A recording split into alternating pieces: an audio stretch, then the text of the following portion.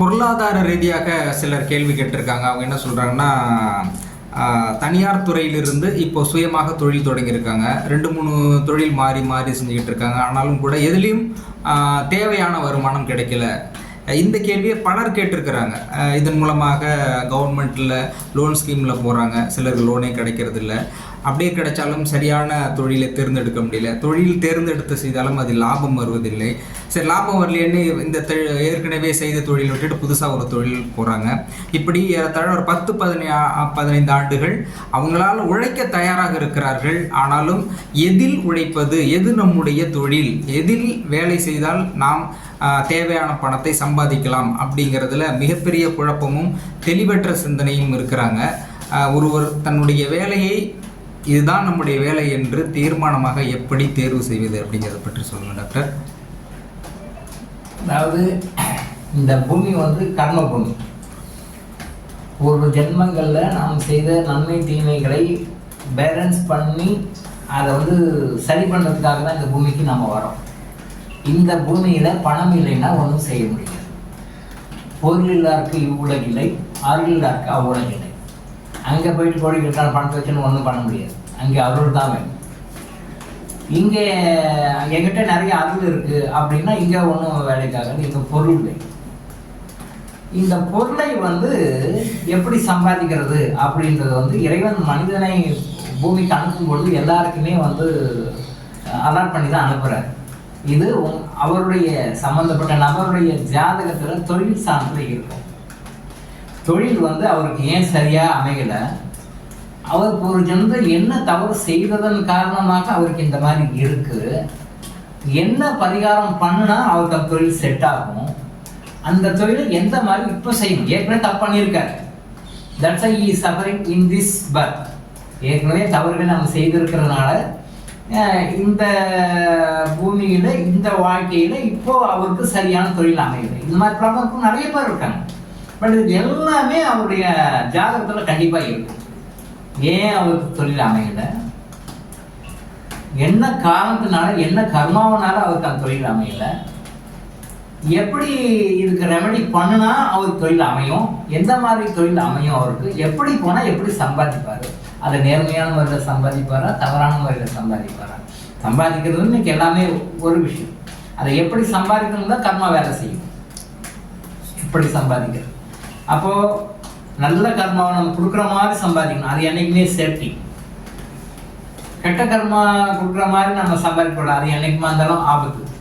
இன்னைக்கு நல்லா இருக்கிற மாதிரி இருக்கும், ஒரே அமுக்கா போட்டு அமைக்கிடும். நல்ல கர்மாவை செய்யும்போது இன்னைக்கு கொஞ்சம் அப்படி ஒன்றும் திருப்தி படுக்கிற மாதிரி இருக்காது. பட்டிருந்தாலும் அது ரொம்ப திருப்தி சந்தோஷம் ஆனந்தத்தை கொண்டு போய் கொடுக்கும். Positive earning, negative earning. Positive earning is always best. So அவருக்கு ஜாதகத்தில் நம்பிக்கை இருந்தால் ஜாதகத்தில் தெளிவாக பார்த்து ஜாதகத்தை தெளிவாக சொல்லியிருக்கின்ற அந்த பரிகாரங்களை முறையாக செய்வதன் மூலம் வேறு சில பரிகாரங்களை செய்வதன் மூலம் அவர் சரியான தொழில் அமையும். அவருடைய வாழ்க்கைக்கு அவருக்கு தேவையான பணத்தை நியாயமான முறையில், நேர்மையான முறையில், தர்மமான முறையில் சம்பாதிக்கான வழிகள் கிடைக்கும். ஒன்று. ரெண்டாவது, சித்தர்கள் வகையில் இதுக்கு சில மூலிகைகள் நாம் கொடுக்குறோம். அந்த மூலிகைகள் உண்டான அந்த மருந்தை தொடர்ந்து எடுத்துகிட்டு வந்தாங்க அப்படின்னு சொன்னால் அந்த மருந்து என்ன பண்ணும், அவருடைய டிஎன்ஏல ஒர்க் பண்ணி அந்த டிஎன்ஏல இருக்கிற நெகட்டிவ் எலிமெண்ட்ஸ் எல்லாம் எடுக்கும். டிஎன்ஏ யாருங்கிறது அதை ஒர்க் பண்ணும். அந்த நெகட்டிவ் எலிமெண்ட்ஸ் எல்லாம் எடுக்கும்பொழுது தேவையில்லாத தவறான வருமானம் வராத அல்லது கஷ்டப்படக்கூடிய அவருடைய தீய கர்மம் அதிகப்படுத்தக்கூடிய அந்த மாதிரி விஷயங்கள்லாம் போகாமல் நல்ல விஷயங்களை போகிறதுனால வழிகளை இறைவன் அவருக்கு அமைத்து கொடுப்பார். அப்போது அவர் என்ன பண்ணும், அந்த ஜாதகத்தில் சொல்லியிருக்கிற அந்த சில பரிகாரங்களை செஞ்சுட்டு இந்த மூலிகை மருந்துகளை எடுத்து போடும்போது அவர் நல்ல தொழில், சரியான தொழில் அமையும். அவருக்கு உண்டான சூழ்நிலை நல்ல தொழில் அமையும். அந்த தொழில் நல்ல நியாயமான தர்மமான முறையில், நேர்மையான முறையில் பணம் வருமானம் வரும். இந்த வருமானத்தோட அவருக்கும் அவர் லைஃபுக்கும் அவருடைய சார்ந்தவர்களுக்கும் என்னைக்கும் கஷ்டம் வராத மாதிரி அவர் சரியான தொழிலில் போவார். ஸோ சரியான தொழில் அமையாததும் நம்முடைய பேட் கர்மா. ஸோ இவர் 2 விஷயம் பண்ணலாம். அவர் அரஸ்கப்பை பார்த்து அவருடைய தொழில் ஸ்தானம் இருக்கும். தொழில் ஸ்தானத்தில் இந்த டீட்டெயில்ஸ் எல்லாமே இருக்கும். கண்டிப்பாக இருக்கும், டெஃபினட்டாக இருக்கும். அது வாழ்க்கையை 12 காண்டங்களாக பிரித்திருக்காரு நம்முடைய பெரியவர். நம்ம பெரியவர்கள் வந்து நம்ம முன்னோர்கள் மூதாதையர்கள் சித்தர்கள்லாம் வந்து மனித சமுதாயம் வந்து ரொம்ப சந்தோஷமாக நிம்மதியாக ஆனந்தமாக இருப்பதற்கு என்ன செய்ய வேண்டும் அப்படின்ற வழிகள்லாம் தெளிவாக சொல்லியிருக்காங்க.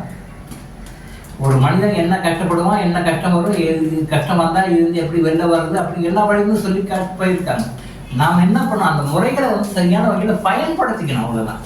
அதை நம்ம பயன்படுத்திக்காம நம்ம கஷ்டமாயிக்கணும். அது எப்படி பண்ணுறோம்னா, கையில் வெண்ணெயை வச்சுட்டு நம்ம நெய் களையிறோம்.